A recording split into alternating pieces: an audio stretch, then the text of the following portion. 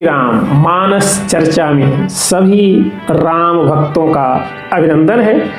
आज हम प्रभु श्री राम के कोहबर की चर्चा करेंगे, जहां प्रभु श्री राम अपने भाइयों सहित पहुंच चुके हैं। कोहबर में प्रवेश हो चुका है। अब तो कोहबर में तरह तरह का विनोद हो रहा है। एक सखी ने अद्भुत बात कही। अब एक तो सरस्वती माता श्री जानकी जी के पक्ष में और राम जी के पक्ष में गौरी माता। बाबा बड़ा सुंदर लिखते हैं, लह कौरी गौरी शिखाव रामही सीय संसारद कहें गौरी शिखाव रामही। राम जी के पक्ष में गौरी माता सीय संसारद कहें, सीता जी के पक्ष में शारदा माँ सरस्वती हैं। गौरी माता राम जी की ओर और सरस्वती माता श्री सीता जी की ओर माई भगवती शारदा। अब दोनों पक्ष प्रबल है। श्री सीता जी के पक्ष में बैठी हुई सखी ने व्यंग करते हुए कहा कि चारों राजकुमारों के जन्म की गाथा बड़ी विलक्षण है। गुरु जी के पास गए।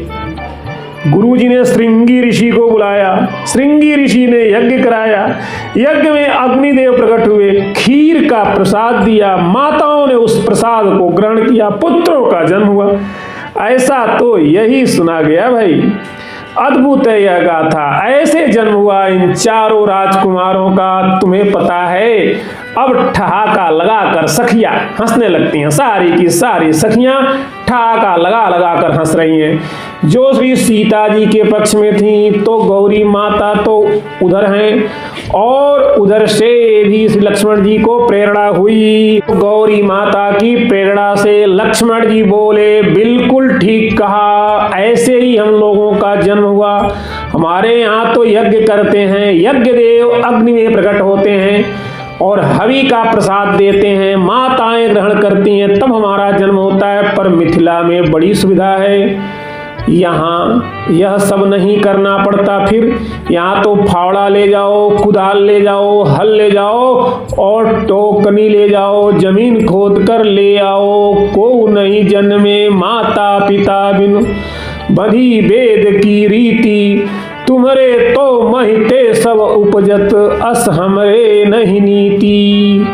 ऐसी ही परस्पर हास परिहास की बातें हो रही हैं। तभी एक सखी बोली, काहे करत अभिमान रघुबर राम लला। लक्ष्मण जी बोले, बड़ी मुश्किल से मिलते हैं। जैसे कल निवेदन किया गया था, जनकपुर की सखियां बोली, मुश्किल से मिलते होंगे अयोध्या वालों को, यहाँ तो बिना बुलाए आए हैं। बड़े जतन के बाद पुत्र बनी नृप दशरथ गृह आए, किंतु जनकपुर समाचार सुनी आ गए बिना बुलाए। बनी बैठे मेहमान ओ रघुवर लला, काहे करत अभिमान रघुवर राम लला। बिना बुलाए आए हैं। क्यों?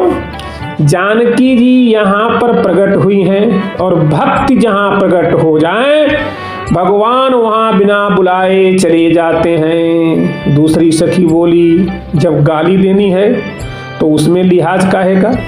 कहा क्या मतलब? कहा अभी तो राम जी आए थे पहले, अब तो राम जी की बारात लेकर महाराज दशरथ आ रहे हैं। तो एक सखी बोली, क्या कहना चाहते हो? तो यही, जहाँ भक्ति प्रकट हो जाए वहाँ भगवान की कौन कहे। भगवान के बाप भी दौड़े चले आते हैं। यह मिथिला का विनोद है। लक्ष्मण जी भी कम नहीं। लक्ष्मण जी ने कहा, हमारे राम जी के रूप का जादू ऐसा चला कि पूरा जनकपुर पागल हो गया।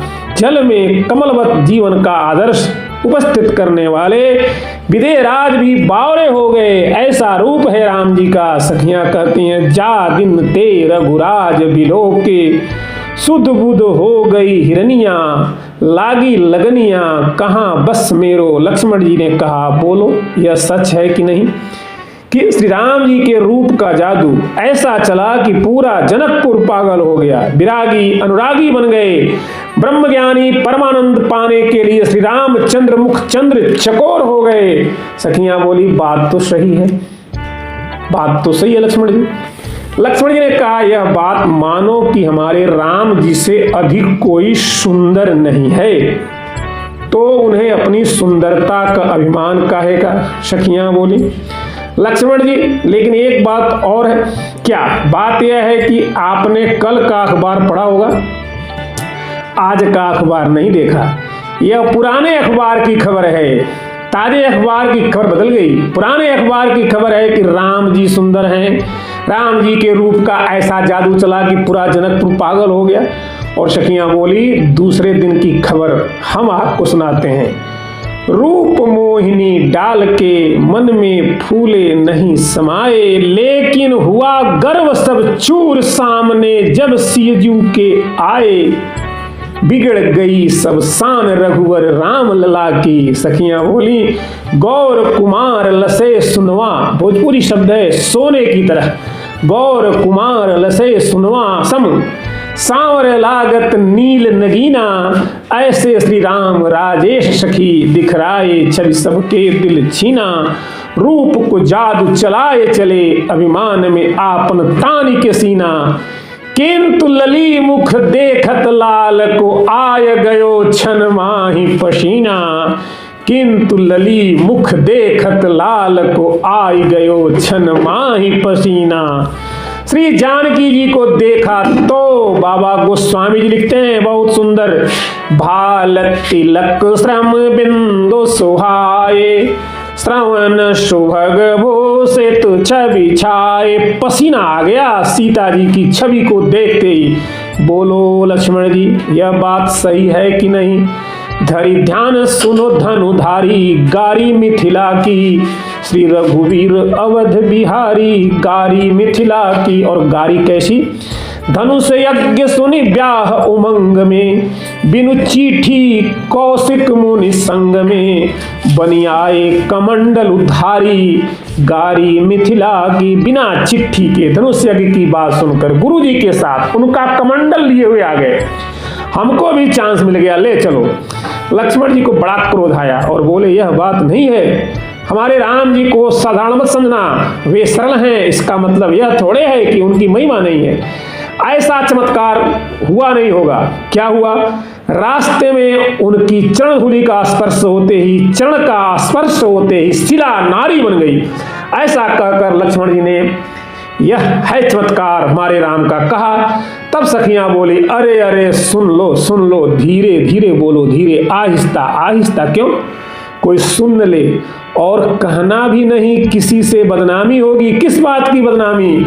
मन में मुनितीय मध्य, मग में मुनितीय मध्य शिला के, मग में मुनितीय मध्य शिला के। प्रकट करी पग धूरी छुला के। अगर यह सही है तो यह बताओ। सखियां पूछती हैं हो राजकुमार या मदारी, हो राजकुमार या मदारी। मग में मुनितीय मध्य शिला के, प्रकट करी पग धूरी छुला के। हो राजकुमार या मदारी। अगर यह सुनाओगे तो लोग तुम्हें मदारी कहेंगे, जादूगर मानेंगे, राजकुमार कोई नहीं मानेगा।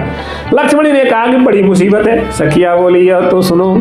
लक्ष्मण जी बोले हमारे राम जी दानियों में शिरोमणि हैं, दाता एक राम जी, भिखारी सारी दुनिया। दाता एक राम जी, भिखारी सारी दुनिया। सखियां बोली हाँ सुना तो ऐसा ही था, लेकिन देखा नहीं ऐसा। देखा क्या। दानी शिरोमणि महिमा मंडित, लेकिन फुलवारी मह पुष्प चयन हित। पुष्प वाटिका में फूल चुनने के लिए बने मलियन आगे भिखारी। आप कह रहे हो दानी है, ये तो भिखारी है।